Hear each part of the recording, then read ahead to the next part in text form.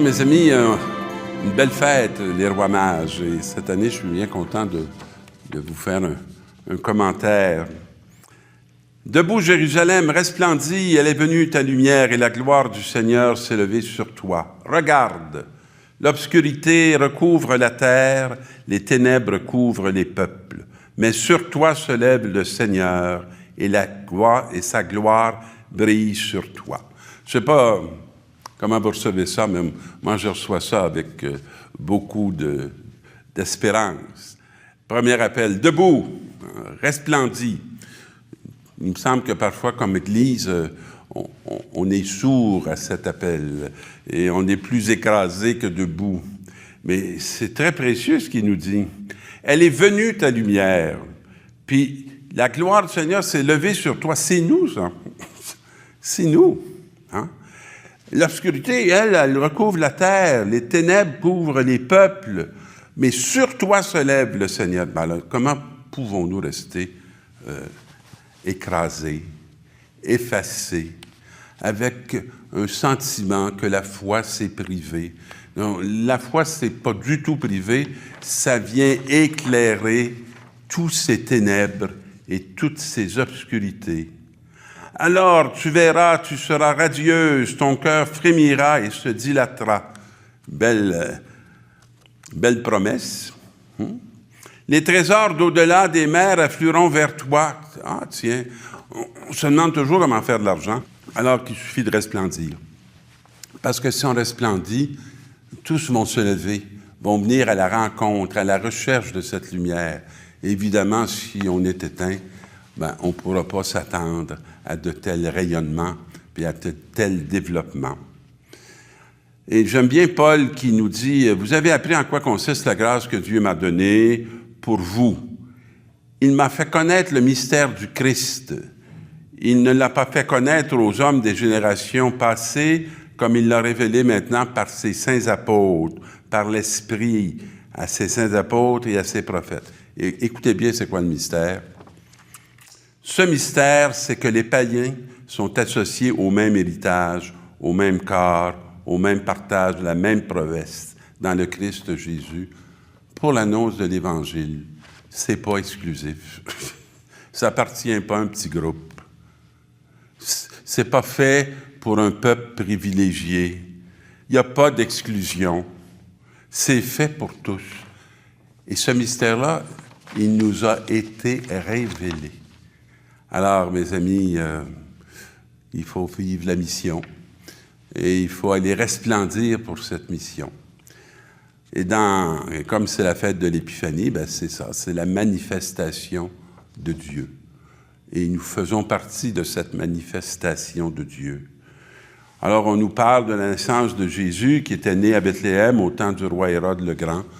Comme je vous dis chaque année, c'était pas un temps rigolo parce que le roi Hérode pensait plus à son pouvoir qu'il pensait à la vie de ceux qui lui étaient confiés. On ne peut pas dire qu'il était vraiment un bon pasteur.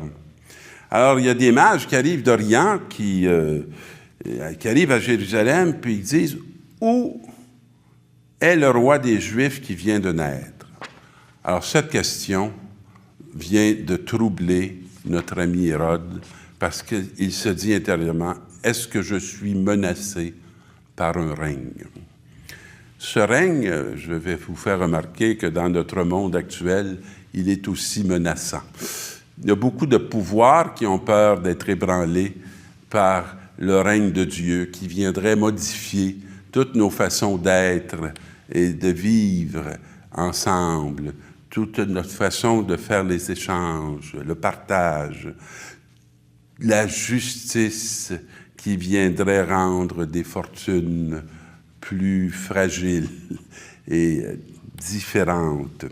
Alors, en apprenant cela, le roi Hérode fut pris d'inquiétude et tout Jérusalem avec lui. Alors, c'est pas qu'un petit monde qui a peur, c'est l'ensemble d'un monde. Parfois, il y a la lumière qui se lève dans les vies de personnes.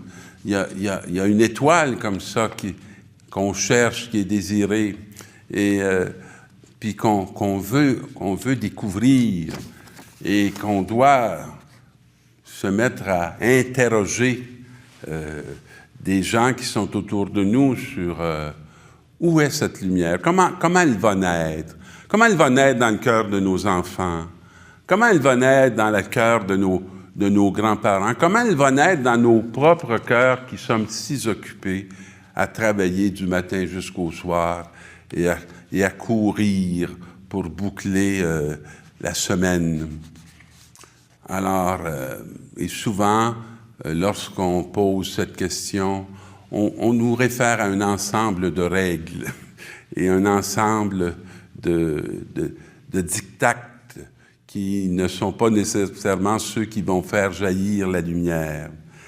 Alors, qu'est-ce qui arrive au roi Mage après cette peur qu'ils ont fait à Jérusalem sans trop s'en apercevoir? Alors, il réunit tous les chefs des prêtres et tous les scribes d'Israël pour leur demander en quel lieu devait naître le Messie. Ils ont la réponse. C'est extraordinaire toutes les réponses que nous avons, vous savez, pour révéler des choses. Alors, ils savent. Et toi, Bethléem en Judée, tu n'es certes pas le dernier parmi les chefs-lieux de Judée, car de toi sortira un chef qui sera le berger d'Israël, son peuple. Alors, le roi Hérode dit, ben allez-y. Quand vous allez l'avoir trouvé, venez me dire où il est, puis moi aussi, je vais aller me prosterner devant lui. Puis les chefs des prêtres, là, qui ont tous donné la bonne réponse, vont rester à Jérusalem, puis ils n'iront pas à Bethléem. Ils ont la réponse. Alors nous, est-ce qu'on a la réponse, puis on ne bouge pas, ou est-ce qu'on a la réponse et qu'on se met en route? Et donc, les rois mages continuent, après cette indication, à chercher ce roi des Juifs qui vient de naître. Et sur ces paroles du roi, ils partirent.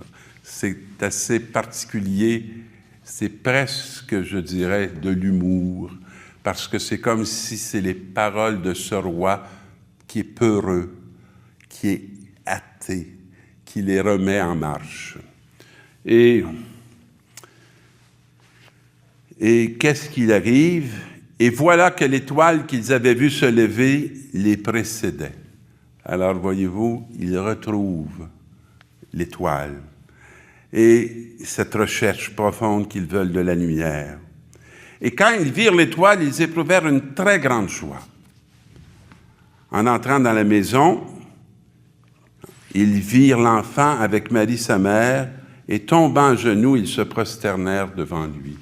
Mais ils arrivent parce que cette étoile s'arrête au-dessus d'un lieu très humble, où se trouve une femme très simple et un conjoint très simple et un tout petit enfant, ce qu'il y a de plus originel, je dirais, pour l'existence de la vie. Ils trouvèrent une famille. Et voilà qu'ils se prosternèrent devant lui en ouvrant leur coffret et lui offrirent leurs présents, l'or, l'encens et la myrrhe. La rencontre de Jésus et la rencontre de la lumière fait que nos coffrets arrêtent de se remplir et ils deviennent des offrandes. Je nous souhaite en cette fête de l'Épiphanie d'être de plus en plus des gens qui offrent plutôt que des gens qui emmagasinent tous les trésors dans des coffrets qui n'ont rien de lumineux quand ils ne sont pas offerts au roi des nations pour que sa lumière puisse transformer ce monde de ténèbres en royaume de lumière. Bonne mission.